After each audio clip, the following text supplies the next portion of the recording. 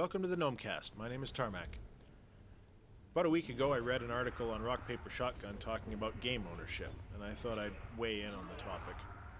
Got me thinking about how much things have changed over the last 10 years or so, and of course, what better video to have in the background than an MMO where you truly don't own and can't claim to own anything. I got WoW playing some Firelands dailies there. When I started playing games, it was a lot more about the big box as far as PC games go. You would have this great big, almost cereal box size box with everything from a nice fat manual in it to a map. Ultima 8 came with an aluminum coin, all of that kind of stuff. You had physical things in the box. And it was much more of a big deal. You open it up, on the way home you'd be sitting there reading through the manual as you're on your way back home. And obviously this has changed. We've got digital distribution, which has taken over pretty much everything. You hop on Steam, you buy a game, you download it, you install it, and you're good to go. Now to us at the time, that meant you owned the game. You had the copy in your hands, you had the little copy protection disc that came with Monkey Island or the manual. You had to flip to page 34 and take a look at paragraph 3, word 7 in the 4th sentence. There was no question about it. There was no worry that somebody could come and take your game away, or anything. Unless, of course, you destroyed your discs, and that was a whole different box of frogs entirely. Now that whole concept is starting to change. Perhaps not in the eyes of the players, because you buy a game, you feel that you own that game. You own that piece of software that you have purchased. You can play it as you see fit.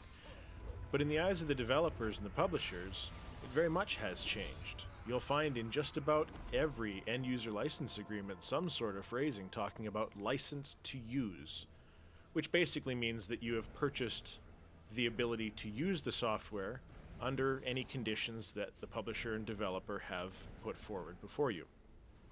There's an obvious protection mechanism at play here, which is preventing people from trading and reverse engineering software and that sort of thing, where you're basically saying by the license to use, you don't have a license to do everything with the software that that developer or publisher does. You can't resell it.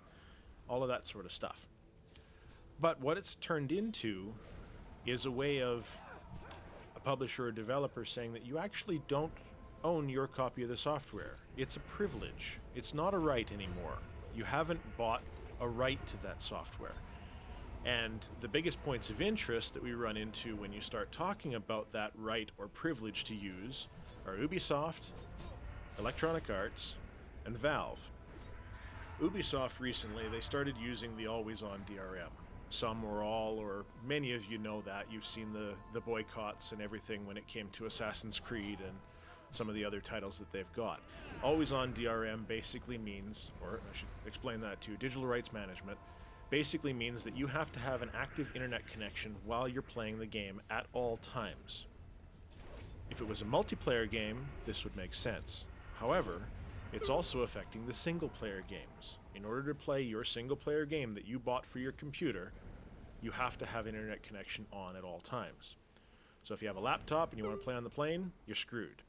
Now, as far as I'm concerned, that's a pile of garbage. There is no excuse that is justifiable to make it so that a single-player game has to have an internet connection to prove that you have the privilege to play that single-player game after having purchased it. So, as a result, I don't buy any games that have any sort of always-on DRM. The closest that I come is Steam. Now, Ubisoft ran into a little bit of a snag recently because they decided that they were going to move their authentication servers. The problem with moving your authentication servers when you have an always-on DRM scheme, and it is a scheme, let's be honest, is that you're taking away somebody's single-player experience of the game because you had to move your servers. This is a huge problem. Now, they promised that it wouldn't affect certain titles, and as it turns out, they were wrong. It did affect those titles as well. So in essence, they're always on DRM. Through no fault of any customers, those people weren't able to play the game that they'd paid for. Next, we take a look at Electronic Arts. They've got similar DRM that works in several of their games. They've got the Steam clone Origin, and that's basically how they handle all of this stuff. They've taken it a little bit of a different step where now they haven't had to move their authentication servers, but as it turns out, if you get banned, forum banned, online, in some cases that can prevent you from playing your single-player game at home. Now again, this is another one that there's really no excuse for. Whether it was a technical fault that caused everything to happen and they're just refusing to admit that they're wrong, I don't really know. But ultimately, I don't think it really matters at all. The last one is Valve. Steam is, I don't know that I would say it's my favorite. I kind of treat Steam the same way that I vote. I sort of pick the lesser of the evils, and of them, yeah, it definitely is the least awful.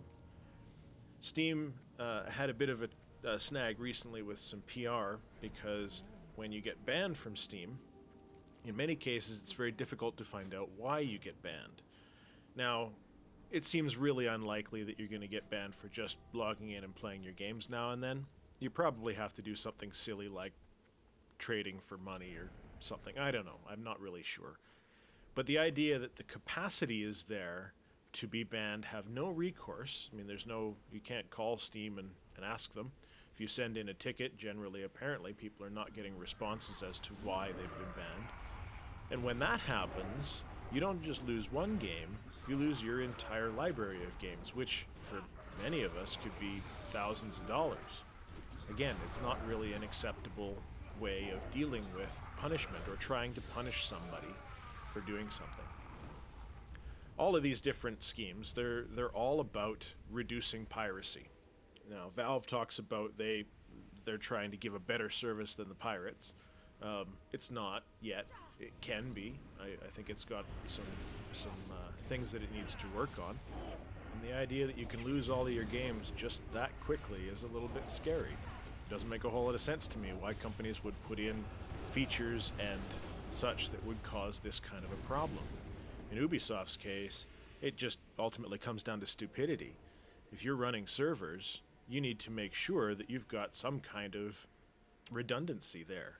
You know, this is the reason why the economic crash in the States around 9/11, when the Twin Towers went down, was such a big deal, because all the data in Tower 1 was backed up in Tower 2.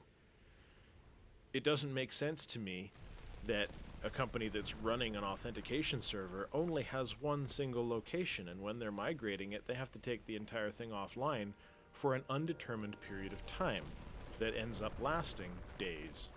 It's not acceptable. You need to get out of the server business, period. So really, what it all comes down to is we don't own our games. At least anything that is bought recently, anything that has to be tied to Steam, anything that has to be tied to Origin, or any of Ubisoft's always-on DRM projects, you don't own them. Now, the law side of this might still be out to lunch, and we might still be waiting to hear some precedent and some cases actually get dealt with. But as far as the real world goes, that's the way that it is. And I'm not a big fan of it.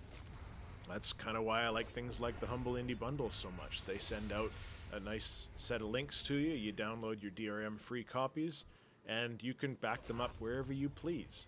You own that game. You may not be able to resell it, and you'd kind of be a douche if you did. Now, the only problem that I'm going to run into is when a really great game comes out that I desperately want to play, but it's got always on DRM. And that's what worries me about Diablo 3. This has been Tarmack with the Gnomecast, a little bit of a rant on game ownership. Talk to you next time. Bye-bye.